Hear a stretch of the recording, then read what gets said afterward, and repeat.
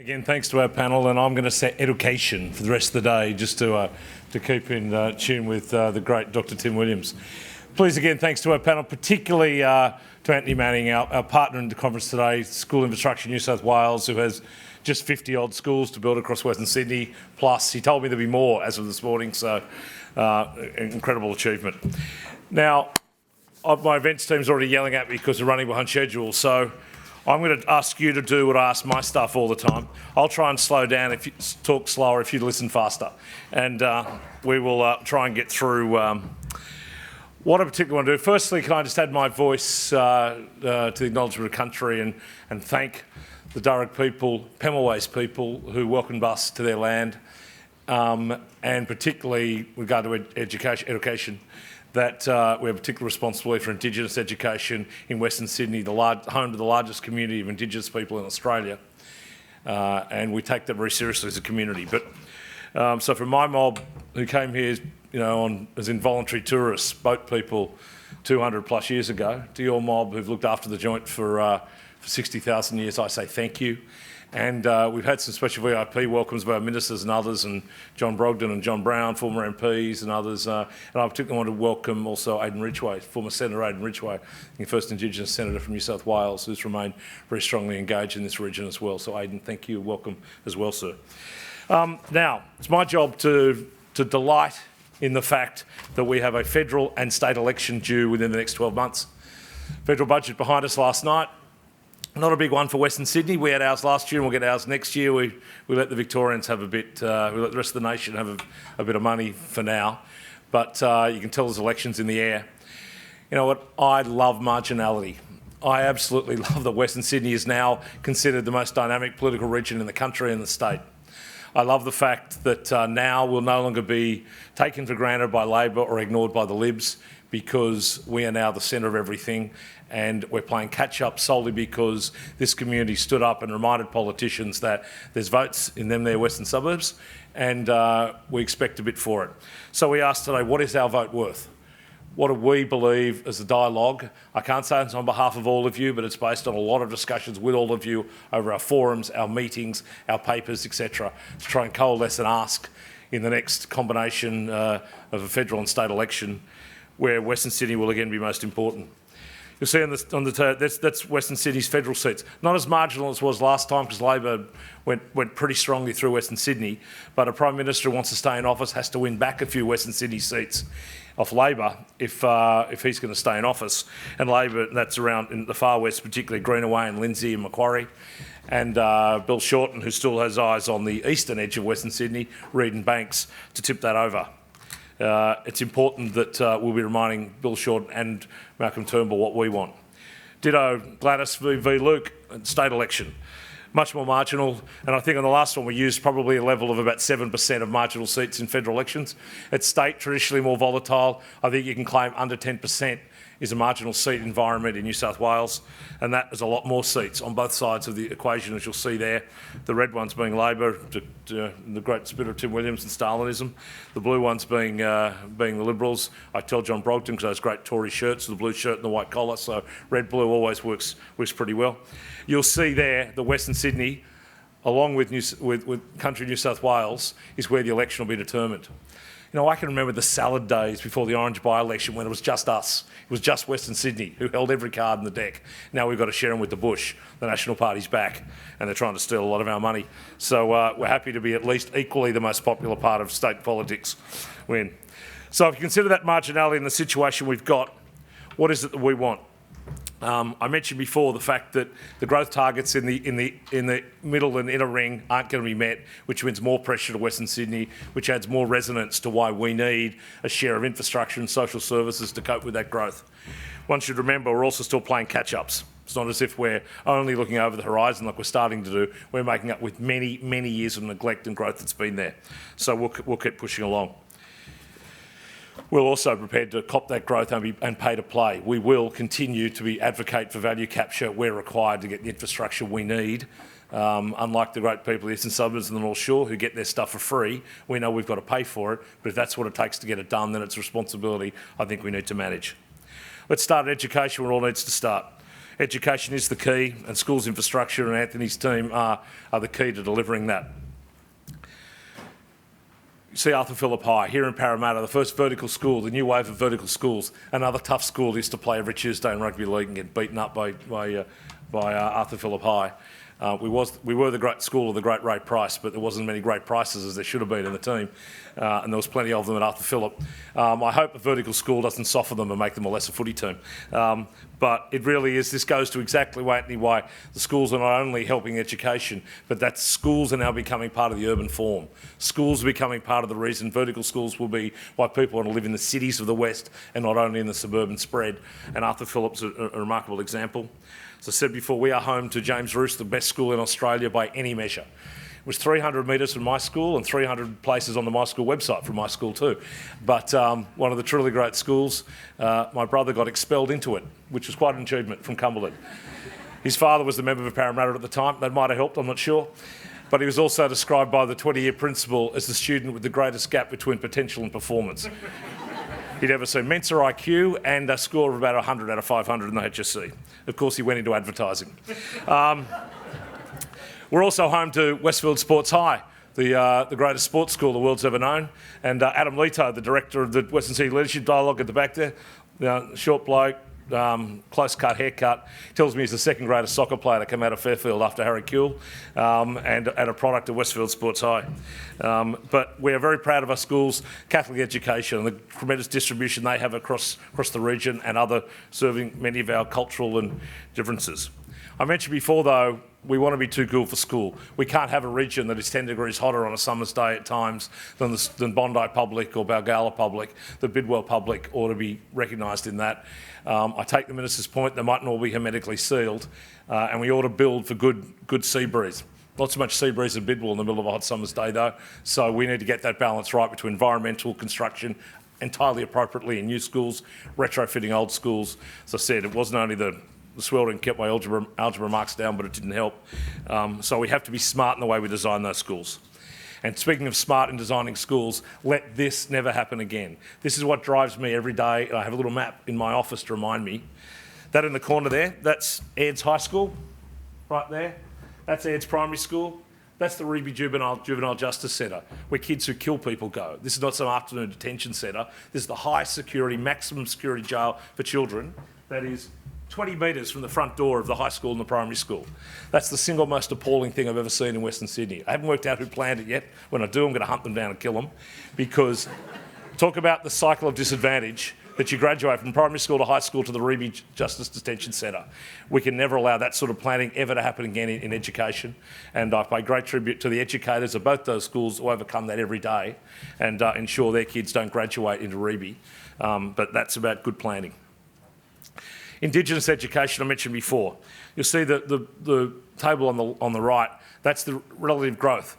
Massive growth in number of Indigenous kids at school age in our region compared to non-Indigenous gives a remarkable responsibility of specific education. Not apartheid in schools or hospitals that some radio shock jocks talk about, but recognition that there is special educational requirements.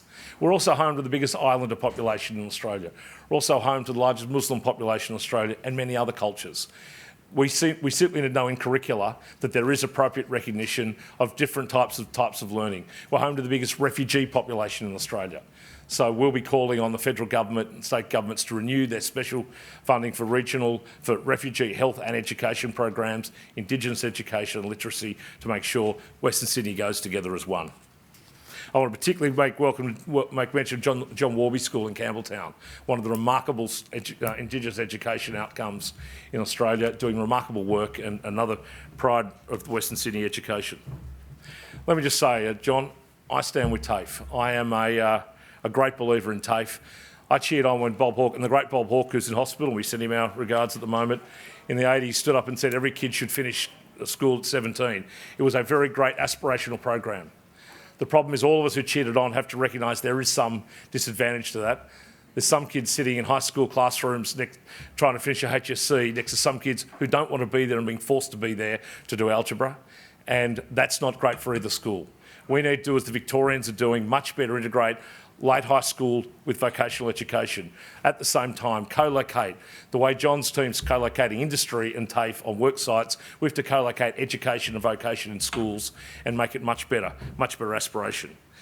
I should want to recognise Duncan Ellis in the room too, who led a lot of those integration of industry, the Lend-Lease programs, etc., which have been remarkable for on-job training. We now need to have that same level of partnership for TAFE with universities and with schools. It can no longer be left to be the poor relation in education. TAFE must be invested in strongly. And I know the Victorians this week are doing some great work on that. I also recognise the industrial reform it needs. It was an industrial basket case, and they said in the former boss of Duntroon to sort it out. You know, if you've run a bunch of soldiers, have you run a bunch of TAFE teachers, John? So I know that needs to be done to make it better. So if we want a great TAFE, it has to be great inside and outside, and I very much respect that. But why wouldn't TAFE be teaching or coding? Why wouldn't TAFE also be teaching all the tourism courses? TAFE is not only about how to put a nail in the wall, something I've also failed at as well as algebra, by the way, but it also needs to be a place where we go that next level of education and vocation. It's fair to point out one of the great disasters of education policy was the ideological bent around we must compete with TAFE, which led to the greatest rorts we've ever seen of the private vocational schools that came up. I noticed the former Labor Federal Treasurer was leading one of those who benefited most under this policy. It was a bad policy. It was dumb policy. It cost us hundreds of millions of dollars that should have been going to TAFE, the ideological thing to take on TAFE with the private sector. Well, it took on TAFE with SPIVs, and that's what ended up happening, a large amount. We need to reinvest in TAFE very much. We also need to know that we put an end to that by making it very, very hard for TAFE students to access the same type of Commonwealth support through HECS and student loans that university students allow. Western Sydney cannot allow, as proud as we are of our incredible growth in university graduates, we cannot have TAFE graduates at a disadvantage when it comes to federal funding. So we will be strongly commissioning the federal government to move on that. We need that parity. We really have to have those last part I mentioned, the industry trade skills. Every single piece of government infrastructure of any scale that they procure in this region, be it trains, schools, anything, has to have forced upon it the partnerships with TAFE, the industry partnerships, the skills exchanges, where students learn on the job while they're working with the project, because it's only a project of scale where we'll keep apprentices back into the system. Because you know why? Over the page, youth unemployment. Average 15+% across Western Sydney in a boom economy, and in some places in small zones, and particularly the great public housing estates, it tops 25% youth unemployment. You cannot have a boom economy, rising youth unemployment, and allow that to happen, and have a skills shortage. The answer to that is TAFE in most places. That's why we need to take on and move with it. I'm also very proudly a member of the board of Western Sydney University, the proudest boast I have, particularly for a bloke who didn't do that well at school and did 9 months of economics and law degree at Sydney Uni. But they put me on a board and made me an adjunct professor somewhere else. Love this country. Keep telling my kids, no, you don't get to do that. You study hard, get your degree. But I'm so proud, 7 years into serving on that board, my Chancellor, Peter Shergold's here today and will deliver a quite remarkable Lachlan Macquarie lecture a bit later today. But we're suffering big time. Our board has just agreed to take a hit, take on debt to meet the student load of kids from Western Sydney who want to study at our course. 45,000 plus students putting in. No uni when I came through, I was schlepping to Sydney Uni every day on buses and cars and trains and trying to keep up. We have this remarkable institution, the most important institution in this region. It is being hamstrung. Yes, I know there's a freeze across all university funding, but we'll be calling on the federal government and the federal opposition to agree to a special funding package under the Western Sydney deal for Western Sydney University to beat that freeze, so we don't have to turn students away next year, because I will vote to take on no more debt and we will turn our people away. That can't be allowed to happen. I know the university will in their own case, I speak on my behalf as to what the uni position will be, but Tasmania's already got a special package, Northern New South Wales got one. That city deal calls for 200,000 new knowledge jobs in Western Sydney. Well, we're not doing that if you don't help fund our university to achieve that. So we'll push on and strive hard. As we, particularly I'm proud of the way Western Sydney Uni is helping us rebuild the cities by going downtown in Parramatta, Bankstown, Liverpool, Campbelltown, Olympic Park and beyond. That's got to continue. But I also say, as proud I am as my university, I'm also of the belief that we need more than one university in Western Sydney. The rest of Sydney has lots of them. So we're increasingly welcoming It's sometimes a challenge to our university, and it gets us better. Competition's made us even better. Wollongong going to Liverpool. Sydney Uni, their vet school, are now looking closely at Parramatta. I'd make very clear this dialogue supports the state government making available in the most appropriate way the lands at Cumberland Hospital for Sydney University to establish its campus at Westmead, because we need that in this region as well. We'd like, honour the Catholics are sniffing around Blacktown. On behalf of the Mayor of Blacktown, Blacktown needs a university as well. It can't be left out. So we hope they achieve their aim, achieve that. And UNE, of course, is also here in Parramatta and other universities. And in the long term, Badgerys Creek, maybe it's a combination, us leading, maybe a combination of universities who play a role there. And we want UNSW to do a little more in Campbelltown, a little more in Liverpool with their support for health and education. I mentioned health. The great combination of health and education is the future of our region.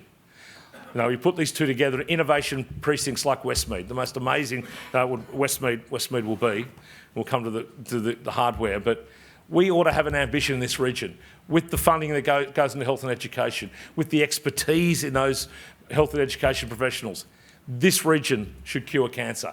This region should win Nobel Prizes. We should no longer consider that the students at the academy here or in TAFE coming out will go to a second level job or a second level achievement. We can do all of that, particularly in our health and education precincts. Public health though, first. There's a couple of records we're not very proud of in Western Sydney. We are the lung cancer capital of Australia. Top 4 lung cancer regions in New South Wales in Western Sydney. We have to put the durries down. Western Sydney kids have got to stop smoking. We've got to make people live longer. We cannot keep holding that record of lung cancer. 50% of Western Sydney has or is in danger of developing diabetes. Now that's partly socioeconomic, it's partly the design of our cities where we drive everywhere. We have to address those sort of things, and it's just not good enough. And we will say now, controversially, from the dialogue's perspective, we are supportive of investigating a sugar tax.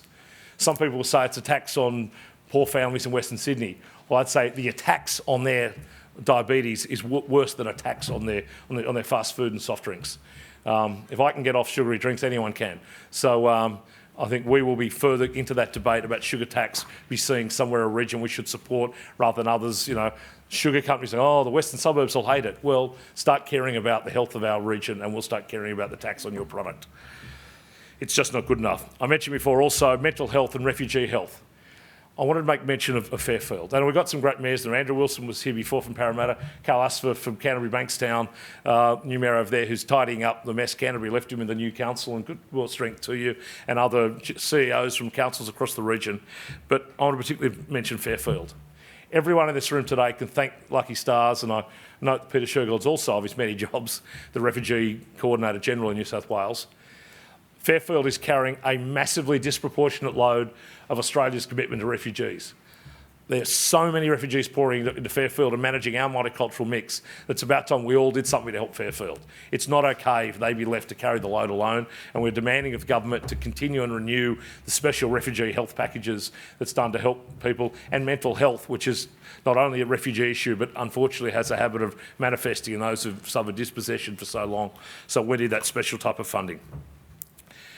Hospitals, though, the other side, the hardware of that. I want to say thank you. This is not just a rant about what government isn't doing for us. It's a thank you. Infrastructure is not easy. It's very expensive. But across the region, the last few years, we've had the $1 billion going to Westmead, a brand new rebuilt Blacktown Hospital. Nepean finally got all the money, most of the money it was looking for. Campbelltown, another $700 million going to Campbelltown to make that even greater. And I know Rouse Hill's on the way. So thank you to government for listening and help move the beds. We're in the second great wave.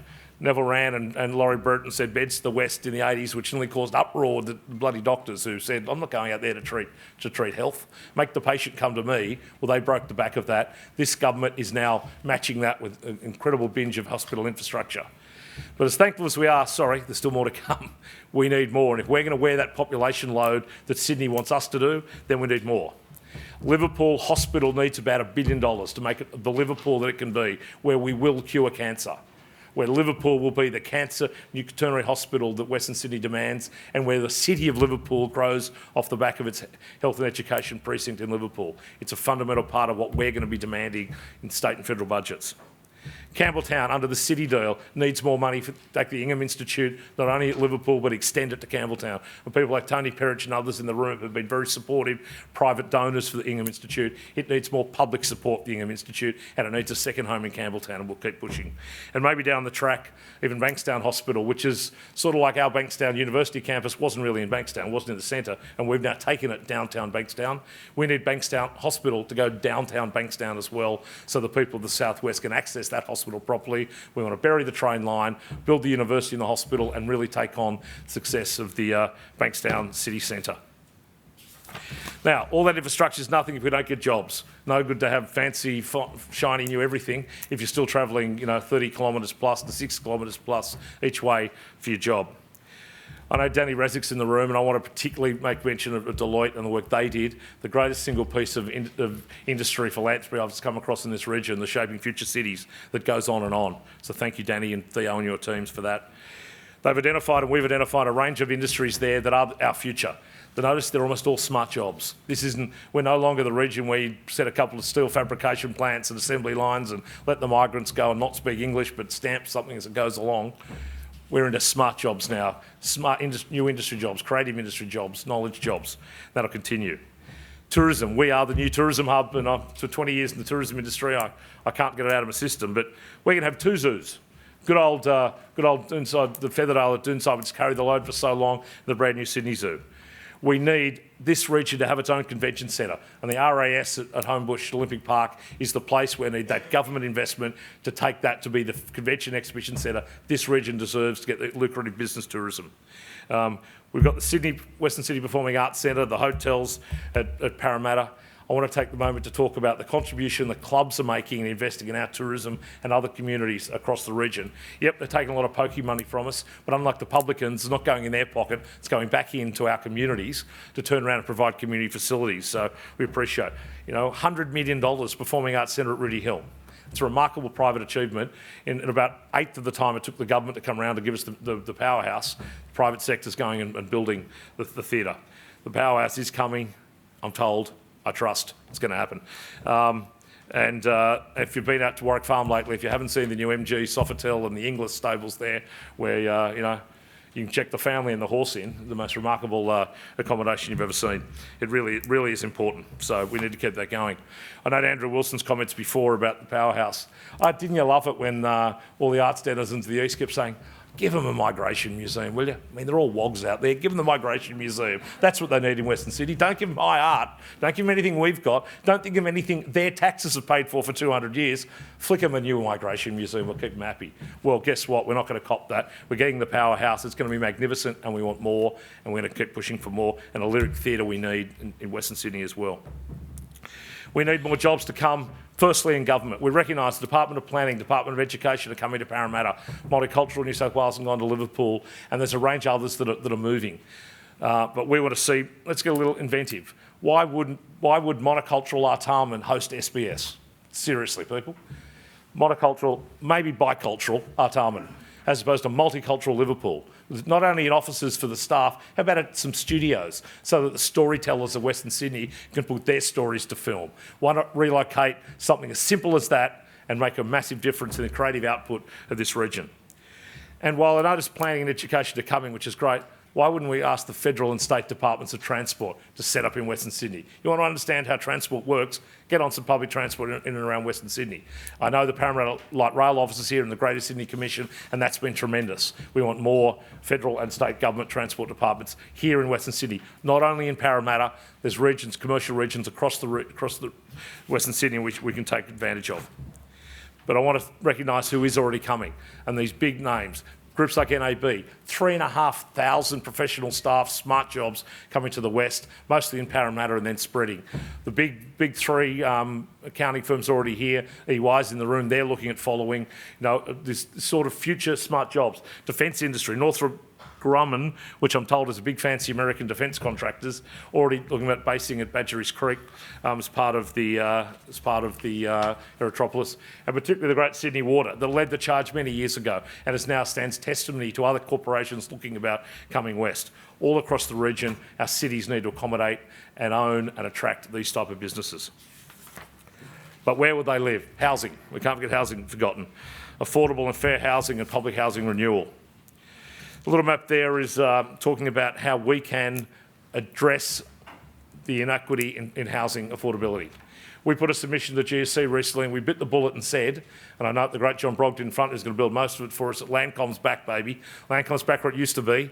Western Sydney's, one of Western Sydney's great housing suppliers. Used to have lots of land and no cash. Now they've got cash and no land. So he's a buyer, ladies and gentlemen, down the front. If you've got a block of land to sell, John Brogden's got his chequebook. He's going to help work in partnership to address a lot of this. But we recognise we got it wrong. We've just been through a 10-year property blitz and we did not lean upon the private sector enough to deliver affordable housing. So we've said now, none of this 5 to 12, mandated 10% minimum targets in all new development. But if we're going to lean upon the private sector to do that, then government's got to get off their back in a regulatory sense. Quicker approvals, less cost of regulation, less cost of compliance without compromising consumer issues or safety. But there is a lot government can do to bring it to market quicker so that we can get the academy students at Western City Uni here, bright, intelligent, going for smart jobs, they'll graduate. Former 3-bedroom homes in the middle of Mount Druitt, Housing Commission homes, are selling for over $500,000 each. How are they going to afford, how are our children going to afford to live even in Western Sydney, let alone where, generations before have gravitated to, and that's the challenge we're facing. We've got to find a better way, get levies off. And as I stand here today, ladies and gentlemen, we're 3 years into the new master plan at Olympic Park, 3 years into a 5-year plan. It hasn't been released yet. It covers 5 years, 3 years done. We're waiting for the plan to be released. For God's sake, get your finger out, because if we can't recognise all the pressure of density in communities, but Olympic Park and Camellia, no one lives there yet. In Olympic Park, the only people who do, 99.9% in apartments. That's what people want. So if we can't go whooshka across Olympic Park and Camellia to get density, where the hell are we going to do it? So get a move on, get your finger out, get a move on and start accommodating with reasonable high and wide. Not only Western Sydney is one big broadacre land release, but living in apartments is often the future in our cities. Public housing renewal is why we started the dialogue. I grew up next to the great people in Dundas Valley I went to school with every day.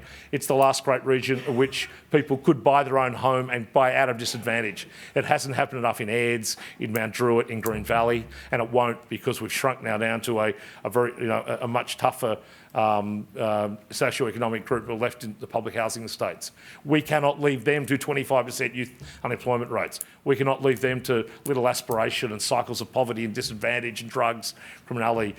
It is broken. We will need to fix it. We've started in Dundas Valley. The Tilapia move is a really important one with the Salt and Pepper redevelopment. That has to happen across all of the great public housing estates of Western Sydney.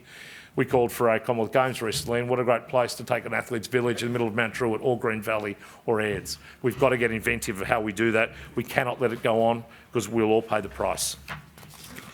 Almost there. We've got to get to places. We've got to connect. This is not our big transport infrastructure conference, it's our social infrastructure conference, but we can't leave transport out completely. We've got an airport being built out, the greatest game changer the region's ever seen, out of Badgerys Creek, Western Sydney Airport. They're about to start, I think by September, starting to seriously move dirt around. Congratulations, federal government, for getting on with it.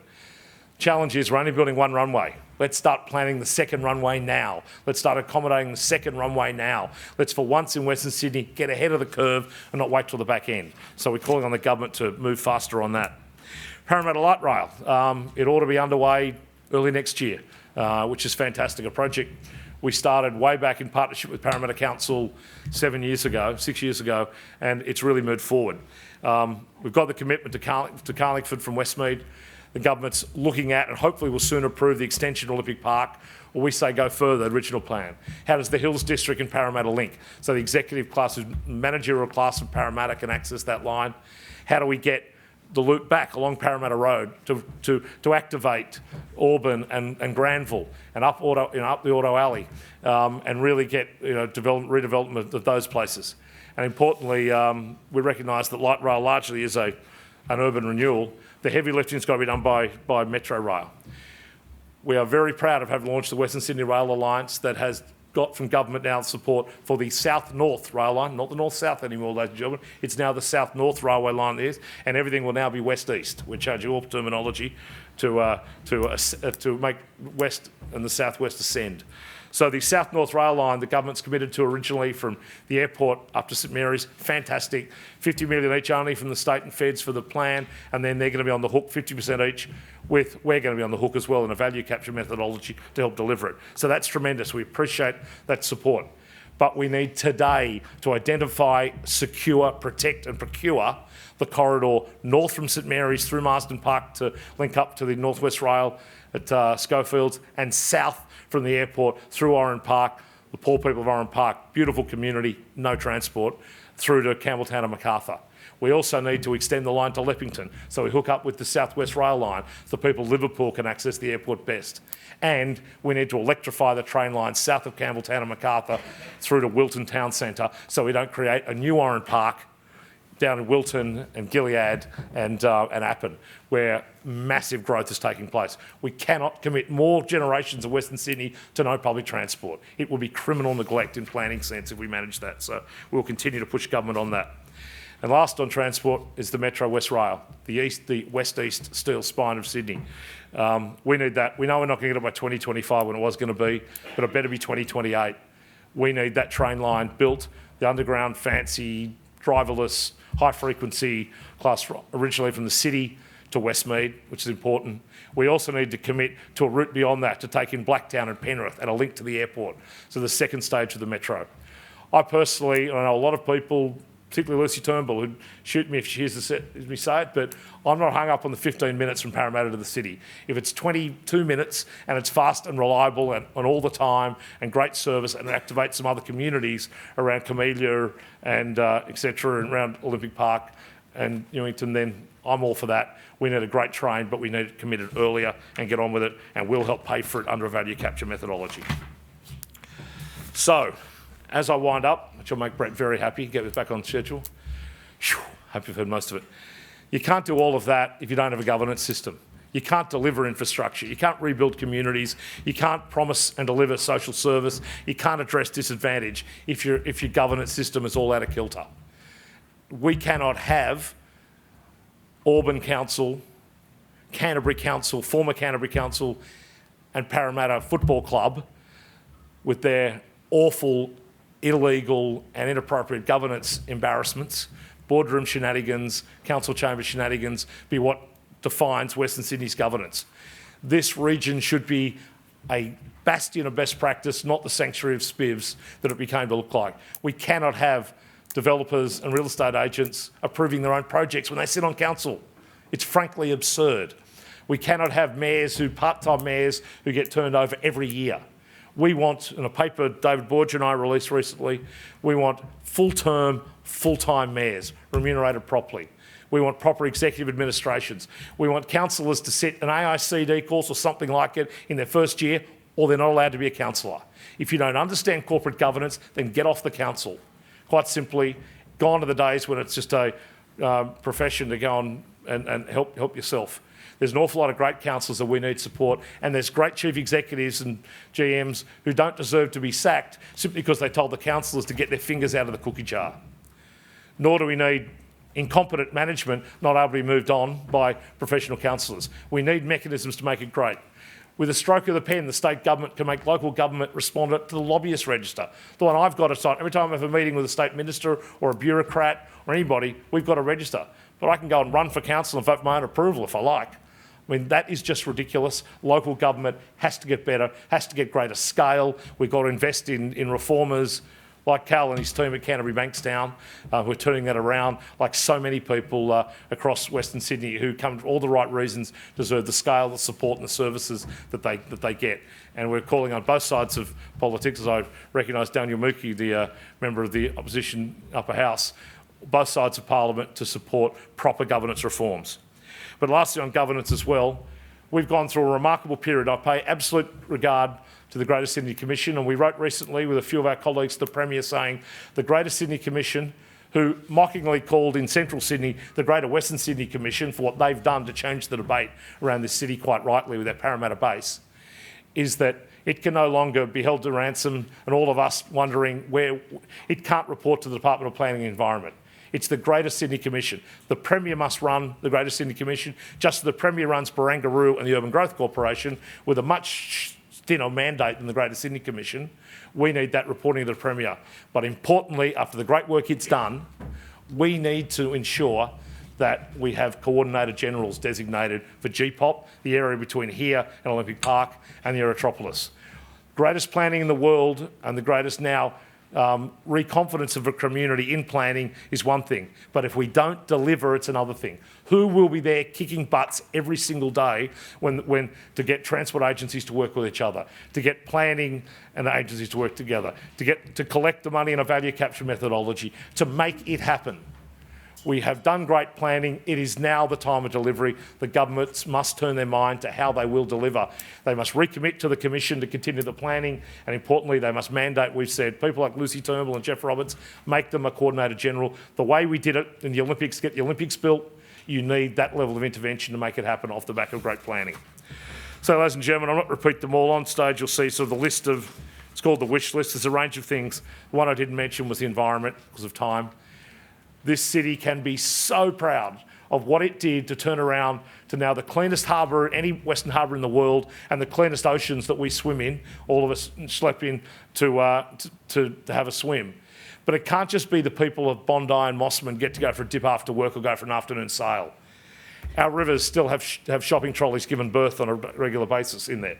They can't be reproductive zones for Coles shopping trolleys. We need a commitment from government to do what they've done for the harbour and the ocean in the east, for the rivers of the west, the three great river systems of the west and the South Creeks. And I want to pay tribute to Rod Simpson, who's in the room, the Commission, and the Blue Grid. Remarkable work, the blue and green grids across Western Sydney, to understand the importance and refocus us all on the importance of our living environment. So that's there. The others I've mentioned and we'll distribute to everybody, but we've got 12 months till a federal and a state election comes along, or within 12 months. We will, on your behalf, be prosecuting a pretty tough agenda so that we'll never be left behind again. Not only as we play catch-ups with the many years of neglect this region copped, not only because we're dealing with the growth the rest of the city won't take and expects us to take on their behalf, but because we want to look over the horizon towards 2050, when this region, 4+ million people in Western Sydney, Greater Western Sydney by 2050. That's the entire population of Western Australia moving into Western Sydney on top of what we've got now, without bringing their school hall and their roads and the hospital beds. We've got to accommodate all of it. With your help, with your resolve, we'll remind our legislators of just how marginal this region is. We'll never be taken for granted again, and we will manage growth and prosperity and progress, as Rob Stokes said, and manage it well for our communities. Thanks for your help and thanks for attention today.